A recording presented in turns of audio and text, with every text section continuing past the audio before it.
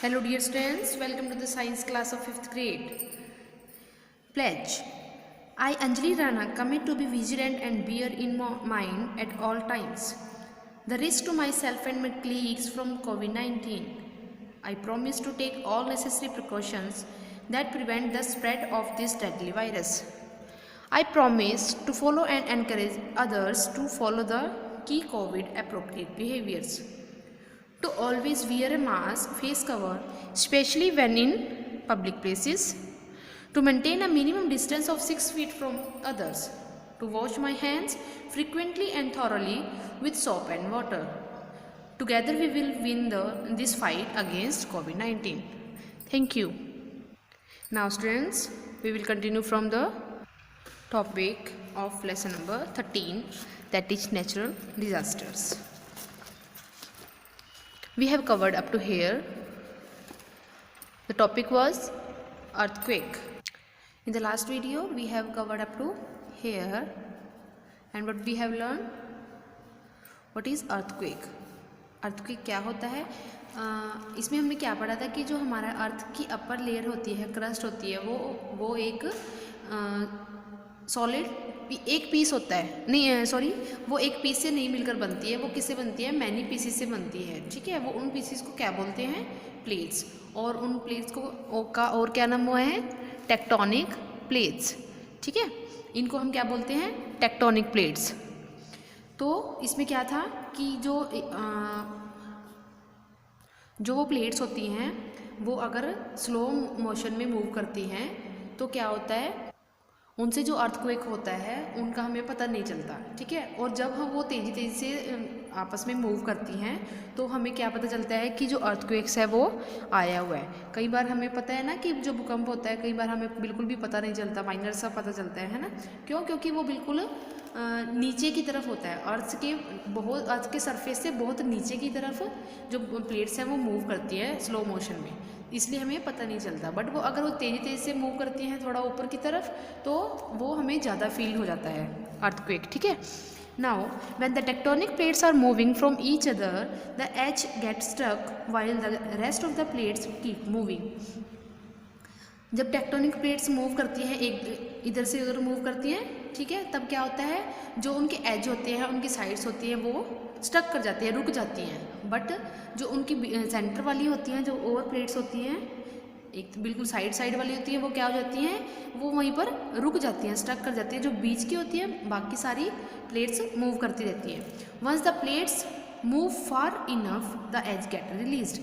जब क्या हो जाता है, जब वो प्लेट्स ज़्यादा दूर चली जाती हैं जो मूव कर रही हैं, क्योंकि साइड वाली तो स्टक कर रही है, रुक गई है वहीं पर, जो बीच वाली होती है वो जब दूर चली जाती है, दूर जाने के बाद जो साइड वाली होती है वो रिलीज हो जाती है, वो निकल जाती है मीन्स। ठीक है, this cause the formation of waves similar to ripple in a pond. These waves are known as seismic waves. It is these seismic waves that makes the ground tremble और शेक। जब वो किसकी तरह होती हैं? Similar to ripples in a pond. जो तालाब होता है, तालाब में जैसे लहरें होती हैं ना, उनकी तरह होती हैं। लहरों की तरह जब वो निकल जाती हैं बाहर, एजिस से निकल जाती हैं, तो क्या होता है, वो लहरों की तरह निकलती हैं फिर वो। ठीक है, उनको सिस्मिक वेव्स बोलते हैं। उन वेव से क्या होता है, जो ग्राउंड है, जो धरती है, वो शेक करती है, थोड़ा सा हिलने लग जाती है। ठीक है, the location inside the earth where an earthquake start is known as focus या फिर हाइपो सेंटर। जहाँ जिस लोकेशन से अर्थ हिलना स्टार्ट कर जाती है, ठीक है, अर्थक्वेक आता है जैसे जहाँ से, तो उस पॉइंट को क्या बोलते हैं? हाइपो सेंटर या फिर फोकस। जैसे यहाँ पर है, ठीक है, ये फोकस है, यहाँ से क्या होती हैं, जो वेव्स होती हैं, मीन्स अर्थक्वेक होता है, वहाँ से स्टार्ट होता है। The region above the hypocenters or the point on the earth's surface where an earthquake start is known as epicenter। जो हाइपोसेंटर है, हाइपोसेंटर से ऊपर का जो रीजन होता है, ठीक है, अर्थ के सरफेस पर जो हाइपोसेंटर से ऊपर का जो रीजन होता है उसको क्या बोलते हैं? जहाँ से अर्थक्वेक स्टार्ट होता है उसको क्या बोलते हैं? एपीसेंटर। अ ट्रेमर और a series of tremor occurring after the main earthquake is known as an aftershock। जब अर्थक्वेक आ जाता है, अर्थक्वेक के आने के बाद जो भी कुछ होता है, उसमें उसको क्या बोलते हैं, ट्रेमर। जिस जिस चीज़ में भी चेंजेस आता है, ठीक है, उसको क्या बोलते हैं, tremor. An instrument name seismograph can record the details of an earthquakes, the recording is called a seismograph, seismogram. तो ये क्या है, सिस्मोग्राफ। सिस्मोग्राफ क्या होता है, इस इंस्ट्रूमेंट होता है जो रिकॉर्ड करता है पूरे अर्थक्वेक की सिचुएशन को, ठीक है। अर्थक्वेक में जब जैसे अर्थक्वेक आता है तो वो उसमें स्टार्टिंग से एंड पॉइंट तक, ये एंड टाइम तक जो भी टाइम ड्यूरेशन होती है अर्थक्वेक की, उस सारी को सिस्मोग्राफ जो इंस्ट्रूमेंट है वो रिकॉर्ड करता है। जैसे कैमरा होता है, कैमरे में वीडियो बनाते हैं ना, ठीक है, कैमरा है जिससे हम, वो इंस्ट्रूमेंट है।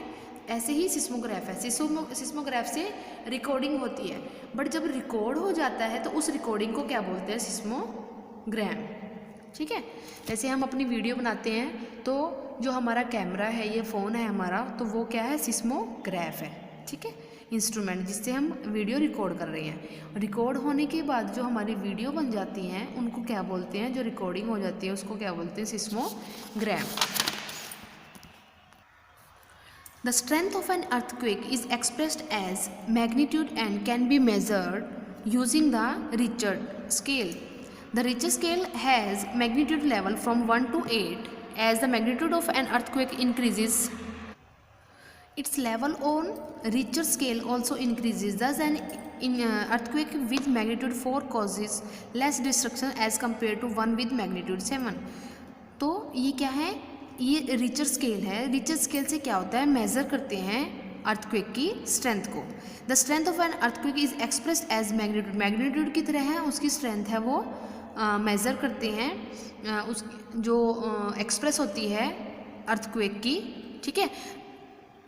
The strength of an earthquake is expressed as magnitude, earthquake की जो स्ट्रेंथ है वो एक्सप्रेस होती है मैग्नीट्यूड की तरह, and can be measured using the Richter scale. Richter scale से वो उसको हम मेज़र कर सकते हैं, किसको, स्ट्रेंथ को। The Richter scale has magnitude level, इसके रिचर स्केल्स के मैग्नीट्यूड हैं 1 to 8, ठीक है। इसमें लेवल दिए हुए हैं, उस 1 to 8 लेवल है।